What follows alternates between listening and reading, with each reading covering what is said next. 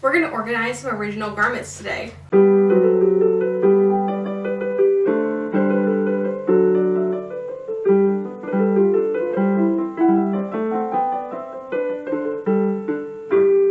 Hi everyone, my name is Caitlin. I teach old-fashioned sewing skills on this channel, and I own not a lot of originals, but I own a couple boxes.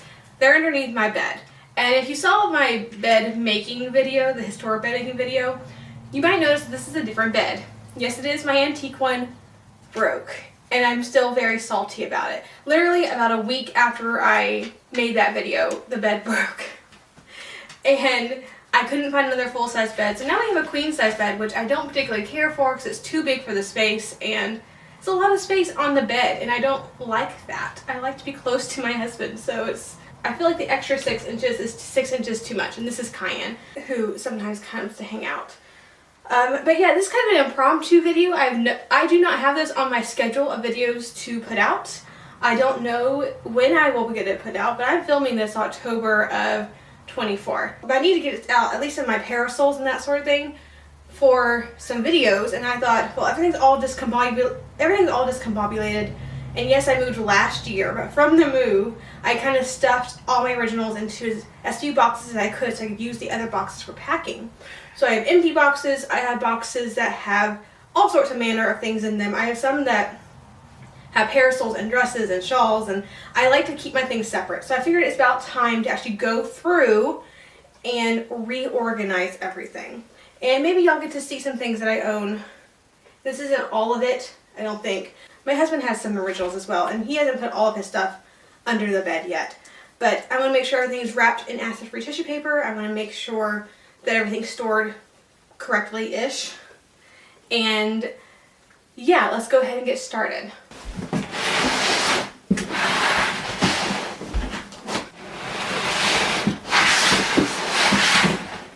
Alright, let's start with the 6. Sorry, Cayenne. Let's see what we got.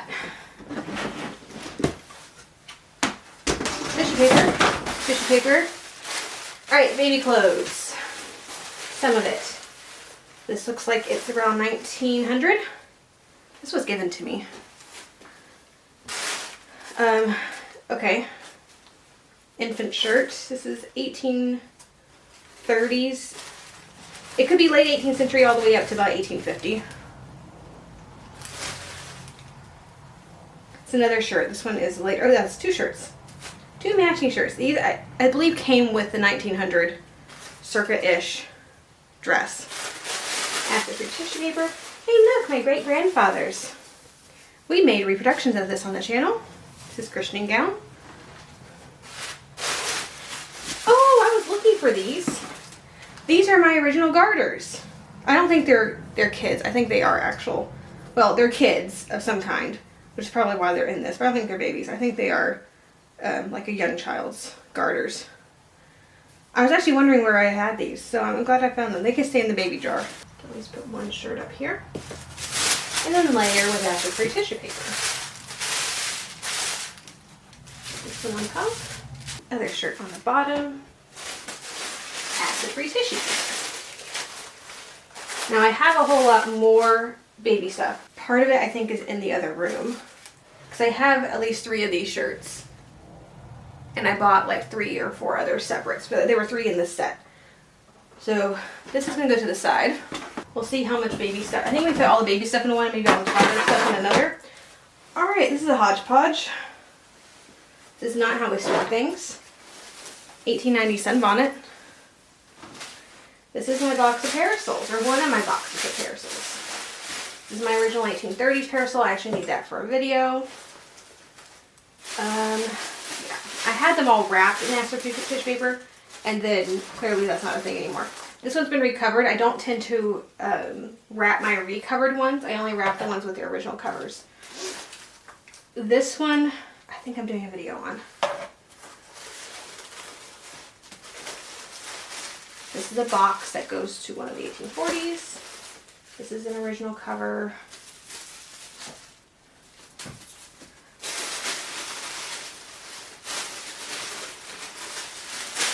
At one point I had all of the parasols labeled and all that fun stuff. Clearly that is not a thing anymore.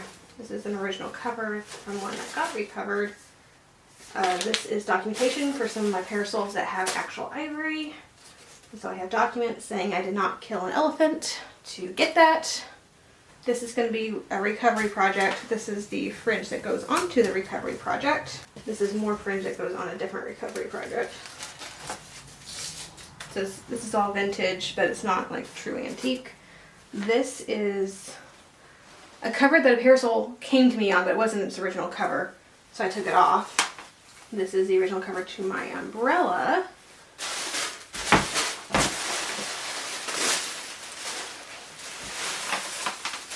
So I do like to have my parasols somewhat put up by age.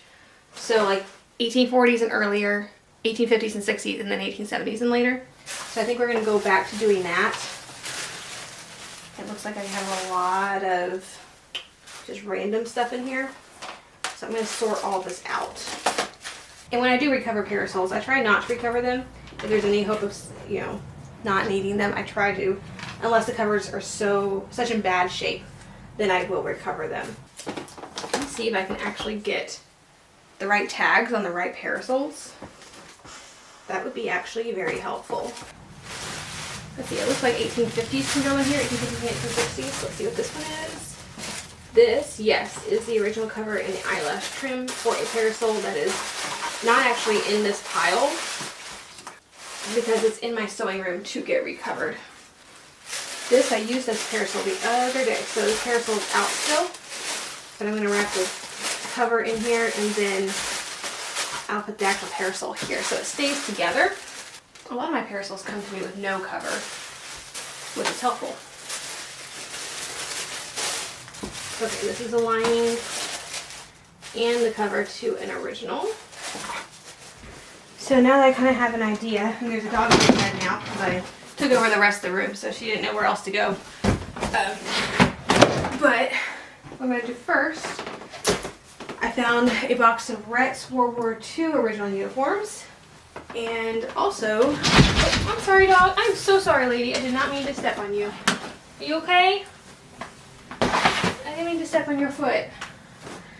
That's his original 1860s frock coat. So I'm going to put those up front, close to where he sleeps. And that way his stuff is right there. Hi honey. I'm sorry, I didn't mean to step on you. I'm going to see if I can fit all of my black silk in here, because I have a lot of that. This is original 1890s or 1900. I actually don't know. Someone gave that to me. It's not my time period.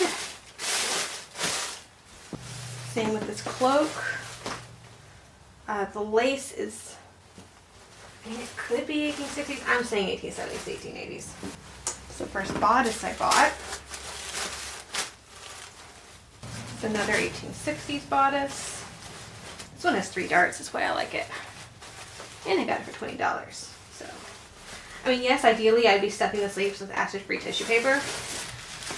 But my goal is to get in here at least every other month and move everything around. So I found that if you do that, it's fine.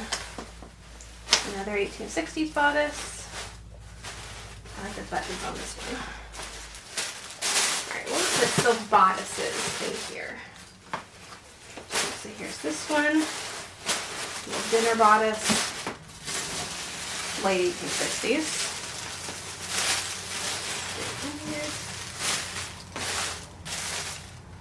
Then there's one more. There it is. So it says it's from 1850, but the we saw it seen on the channel. The pattern's definitely. Alright, so that's my silk bodices. I have 2 silk dresses, mid-19th century silk dresses. One of them is on loan to a friend right now. Another bodice. I don't know how I forgot about that one. I'm going to put that one in the bodice drawer. This is my 1850s dress. That's really bad split silk. I do have some tissue paper in the sleeves because of that. This is the pelerine that matches and goes with that dress. I'm sorry, lady. And there is extra space in this one. And the other one is getting kind of low on space. So I'm gonna go ahead and put this bodice in here. All right, my next box is gonna be my late 19th century cotton. So 1880s dress, we've seen this before.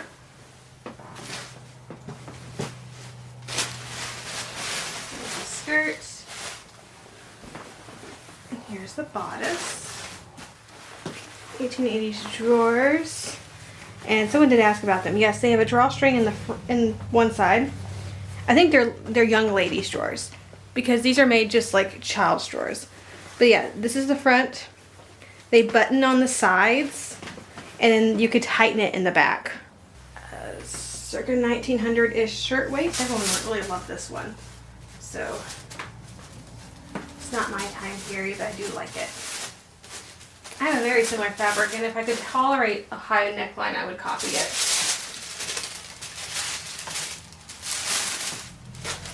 And then here is the bead sack dress that we copied.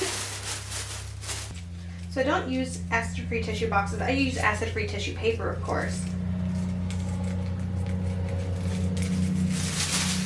But plastic boxes are fine, and I find they're better for like pests and that sort of thing. Not that we have them, and I've never had an issue. But with like cardboard, even if it's acid-free, you run the risk of like a mouse chewing through it or something like that. And so I do prefer the plastic ones for that reason. Also, in case there's like a little bit of water damage, like we're off the ground in my house because we're on a pier and beam foundation, and we're on a little bit of a hill. So flood damage is very unlikely, but it could tolerate up to a 6-inch flood gap without soaking through and damaging any of my articles. So this is personally for me what I like. I know there are people who say, oh, you can only use the archival acid-free tissue boxes, acid-free boxes. Yeah, I've worked in a couple museums at this point, okay? Like, I understand the thought process behind that. I just find that for the situation that I have, these work way better. That's my late 19th century cotton. Alright, this one, I just had all of this out for class, and so nothing got put back with its tissue paper. So let's go ahead and do that. So I never put it back, and that was only like 3 weeks ago. Alright, so this is an 1860s wrapper of sorts. It would have matched an exact nightgown, but it's not a nightgown because it opens all the way down. So it came with probably a set with all my 1860s and 50s chemises. It's one of them. It's actually my favorite. This was my second favorite. I based my wedding chemise off of it. So we get to see a little bit more detail in that video. Another embroidered one. There's a possibility a Retz Museum is going to get some original garments and display cases for them, in which case I'll probably end up putting some of these on display. Sometimes it's nice being married to a curator. Alright, the original 1820s shift that I've copied in exact detail before. And I like that one on top because it's the oldest and therefore the most fragile. Then I have a layer of collars and cuffs. So there's a collar, cuff that matches, and collar. Roll those out. And it's given an original petticoat. This box is very full. It's a little more full than I like it. I mean, ideally each garment gets its own box. But I don't know very many collectors. I don't even know very many museums where that ends up happening. But everyone will tell you, yeah, it's ideal that every garment gets its own box. Alright, accessories box. I have a random assortment of things. So I have some late 19th century books that someone gave me. Actually, Retzel Boss gave that to me. And go ahead and put the garters in here. They can count as accessories. The sunbonnet. It's an original 1880s bonnet with mourning veil. So it's a full this is what actual mourning is with the actual crepe. Actually, what I'm going to do is I'm going to take several things of tissue paper. It's the only bonnet that I own. Sometimes crumple it up. and put it in here to kind of keep its shape a little bit. Which means my shoes that I just bought, that one day I'm going to reproduce, can go here. And then I have this, I actually need this for filming, but this video already came out. This is a swatch from a parachute that was flown on D-Day that ended up being turned into a wedding dress. And the daughter or granddaughter of the couple gave this to me. That's going to go in there as well, but I do need to film that real quick. Back to the same box. I realized that instead of putting the veils in with the shawls, because the veils are so light and fragile, I just put them on top without hurting anything underneath, and also because I don't use the veils, I'd have to put them on the bottom of the shawls that are heavy. So I think this is better for everyone involved. It's an 1840s veil. I meant to use one for my wedding veil, and then I found a better one. Which, that's another question. Do I put the wedding veil in here, or do I keep it with my wedding stuff? It is technically antique, so I feel like I should put it in here. There's lots of 1830s veils. Another thing I am doing is I made labels. So I am now not searching through all of the boxes to find the one thing that I need. So I'm putting a label on each side. That way if the boxes get turned around from looking at it from the other side, I can still see what everything is. Next time I do an overhaul, I'm going to label and actually put labels onto everything. For right now, I think as long as everything is organized, we'll be okay. All right, toddler stuff.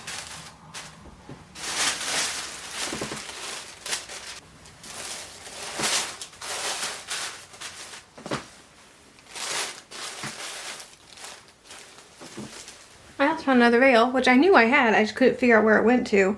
But it has original elastic in it, which period elastic is very, very fragile. They didn't do elastic like in waistbands or something like that. They would do like a knit elastic in like shoes and boots. And they had this very tiny thin thread elastic that was used. So occasionally in undersleeves, but more often in things like veils. And Kai would like to share his opinion about that. But yeah, I bought this specifically because it had the elastic. And it's still tied to where this is the bonnet shape. So that needs to go into the headwear box. But then I have kids wear and stuff in here. And the cat doesn't need to be on the bed once the originals are on the bed. And then all of that can go away. Alright, finally I'm doing the parasols. I'm going to do an pre-1855 box and a post-1855 box. I gotta think about which one this is. This is around 1855. This is actually 1860, so I guess we'll do my later 1860s box right now. This one's around 1865-ish. Go in there. And put all my earlier stuff in the corner so I don't put it up accidentally somewhere where it doesn't belong. That's 1850s. This is 1860s. 1840s. This is an original cover that's also 1840s. This one's been recovered, but I know where its piece is. This one has its original cover. This is a broken frame for parts.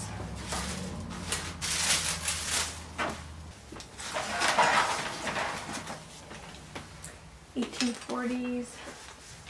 These documents actually go with a couple of 1850 parasols. It's another part parasol. Has been recovered. It did not have an original cover. This belongs to one of the part parasols. This is original 1830s. This belongs to this cover. 1840s. This is 1840s. This is a part parasol.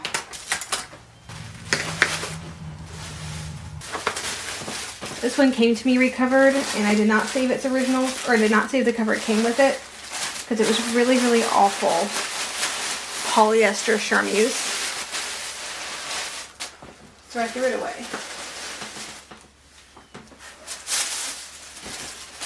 Post 1850s, this is the original cover.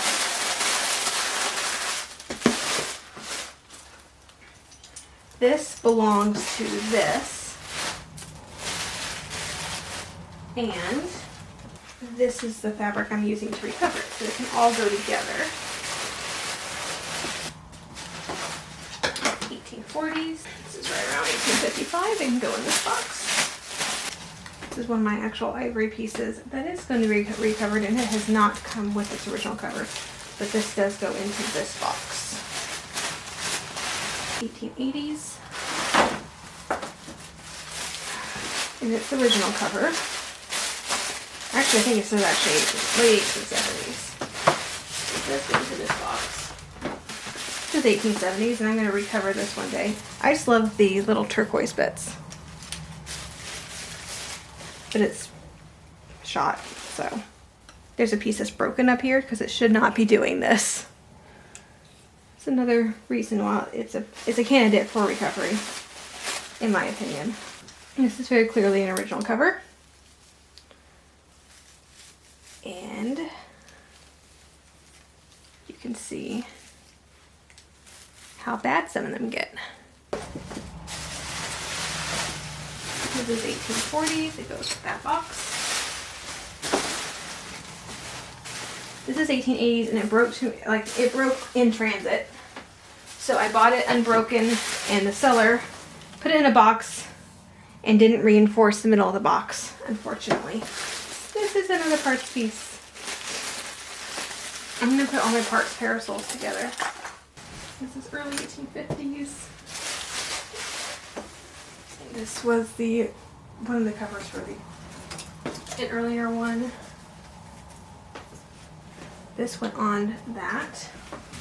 This is the very first parasol I ever purchased. This is its original cover. So it can go together. This belongs to that. And this really, really awfully torn chantilly lace cover do go together.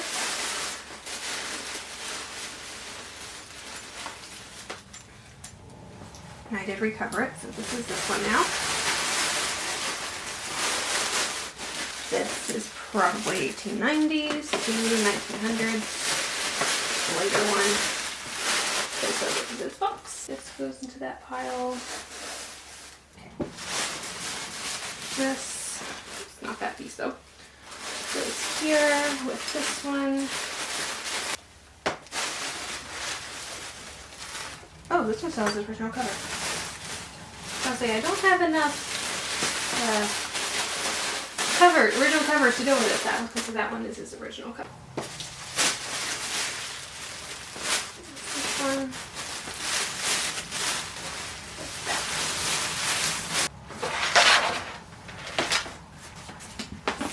That set of parasols. This one's original cover. Don't ask me how I remember all of this. I don't know why I know it. But I can go here and go, oh, that one's this cover. I remember most of the time it's because I chose a similar recover fabric. This box. I have two boxes. So, actually, yes, this does need to stay just like that. And the boxes get to be separate.